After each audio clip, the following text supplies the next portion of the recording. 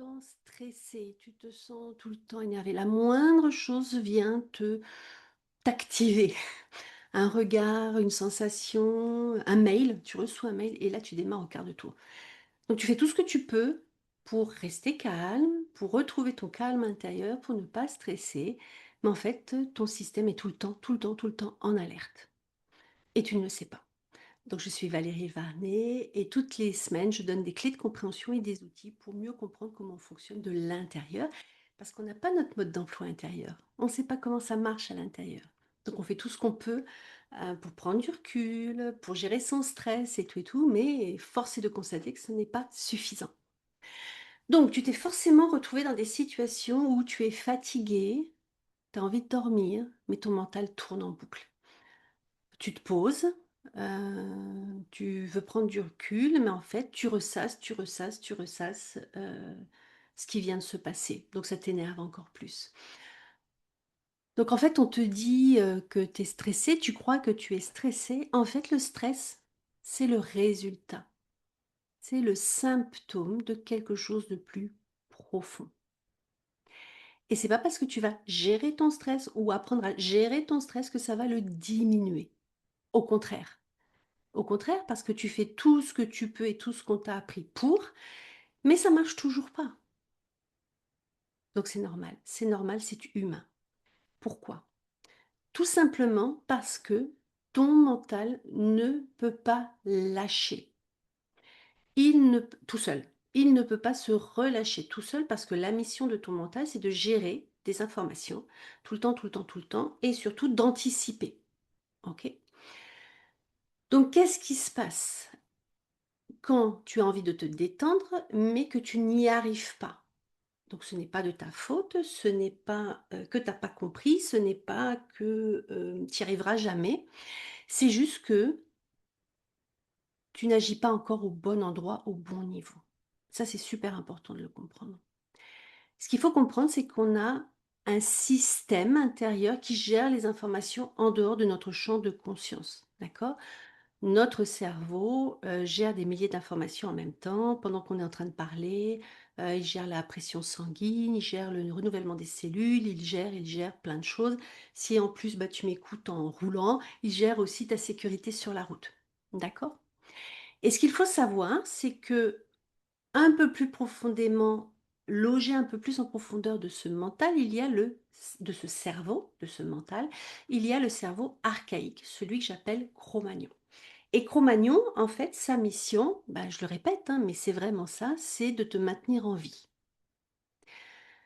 Donc ton Cro-Magnon, il est toujours activé, même si tu ne le sais pas, même si tu ne le sens pas. Pourquoi? Parce que tout peut être danger pour lui. Donc pour lui, tu joues ta vie à chaque instant.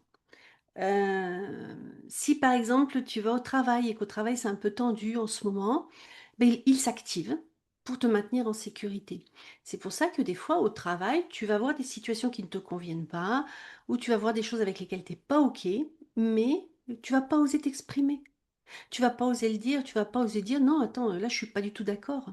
Si en plus la personne qui fait quelque chose qui ne te convient pas est ton supérieur, là, ton Cro-Magnon, il se met automatiquement en position basse parce qu'on ne contredit pas le supérieur. Pourquoi?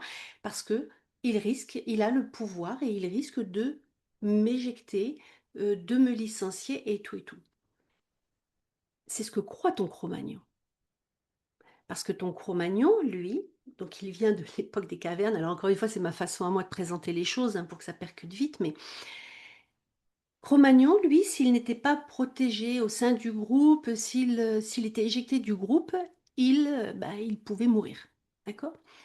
Donc, ça n'est pas de notre faute, ça n'est pas, on fait exprès, ça n'a rien à voir avec ça, c'est qu'on a un système archaïque qui fonctionne toujours en arrière-plan, en back-office, en sans qu'on s'en rende compte. OK? Et comme on n'en a pas conscience, eh ben, ce système de survie, en fait, ne s'arrête jamais. D'accord? Et ce système de survie fait que souvent, trop souvent, on est en pilotage automatique, un peu comme quand on est sur la route, hein, où on est en pilotage automatique, c'est-à-dire qu'on peut conduire tout en faisant attention à la conduite des autres, tout en allant à l'endroit où on veut aller. On maîtrise, mais ça se fait un peu en automatique. D'accord? Et Cro-Magnon, c'est ça. Ce mode survie qu'il active pour notre bien est toujours, toujours, toujours là. Et pour Cro-Magnon, il y a toujours un problème à résoudre. Il y a toujours un problème à résoudre et le problème est toujours dû à quelqu'un d'autre. Par exemple, euh, je suis dans...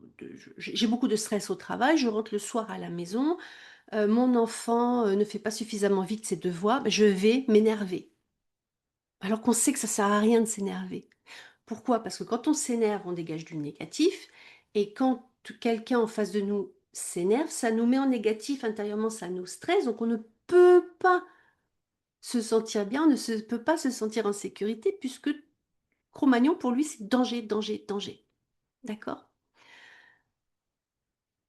Donc en fait, ce qui se passe, c'est que tant que mon système archaïque est en alerte, et il est en alerte perpétuelle, il ne peut pas m'aider à lâcher prise, à me reposer, à baisser ma garde.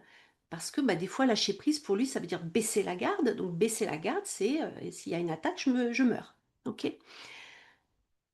Donc, c'est pour ça que malgré la méditation, les cours de yoga, les marches en pleine nature, oui, ça me fait du bien pendant que je médite, que je fais du yoga ou que je marche en pleine nature. Mais ça n'empêche que dès que je reviens dans ma vie quotidienne, ben, le mode survie s'active tout le temps, tout le temps, tout le temps. C'est pour ça que des fois, dans le couple, ben, je vais pas oser dire des choses. Mais c'est pas que je vais pas oser dire des choses, c'est qu'il y a quelque chose qui me va pas. Mon Cro-Magnon va relativiser tout de suite en disant non, mais c'est pas grave, c'est comme ça, dans tous les couples, c'est comme ça, blablabla. Qui fait qu'il va faire sa tambouille dans l'arrière-cuisine. Il va faire les questions et les réponses et qui fait qu'il y a des fois, je ne vais même pas avoir le temps de prendre conscience que dans le comportement de l'autre, il y a quelque chose qui ne me va pas. Donc je ne suis pas ici et maintenant. Donc oui, je fais plein de choses pour être en pleine présence, pour être, pour pouvoir diminuer mon stress et tout. Mais mon stress, si je ne sais pas ce qu'il active, eh ben, ça va pas marcher. Je vais pas pouvoir le diminuer pour de vrai, durablement, hein. Ça va être ponctuel, mais ça va pas être durable. Et c'est surtout que bah, dès que je vais me retrouver sous stress, par exemple, je prends l'exemple, j'ai un exemple qui me vient d'une personne qui a fait un burn-out, hein, que j'accompagne. Donc ça va bien, vraiment, elle avait réussi à prendre du recul et vraiment à être super zen. Et un jour, elle a dû retourner au travail pour un rendez-vous. Elle m'a dit, Valérie, c'est dingue. Dès la veille, en fait, j'ai eu les symptômes que j'avais eus à l'époque qui se sont réactivés, les tremblements, l'impossibilité de dormir. Enfin, elle m'a redécrit, elle me dit, mais c'est dingue, avec tout le travail qu'on a fait ensemble, qu'est-ce qui fait que c'est encore là? C'est encore là, pourquoi? Parce que quand bien même tu as fait le travail ici et maintenant dans ta vraie vie, Cro-Magnon, lui, tu retournes au travail, donc lui, il réactive tout parce que au travail, ça s'est mal passé. Alors, en fait, c'est pas vraiment ça. C'est les relations humaines, c'est moi, mon, mon, mon incapacité à me positionner, à dire stop, à dire non et tout et tout. Mais mon incapacité à me positionner, à dire stop, à dire non, c'est mon Cro-Magnon qui m'en empêche. Et ça, c'est vraiment important de le comprendre parce que ce sont des mécanismes inconscients très profonds qui pilotent à ma place. Et je n'y peux rien. C'est comme ça parce que comme il est toujours activé, si je n'apprends pas moi à le désactiver, il est toujours activé. C'est pour ça que je peux être en vacances sur la plage et puis tout d'un coup, donc je suis bien, je suis tranquille et puis tout d'un coup, hop, j'ai une pensée qui passe et le stress qui remonte. Et je suis incapable de profiter de la mer, du sable, de la chaleur parce que lui, il est déjà en train de penser au travail que je reprends la semaine prochaine.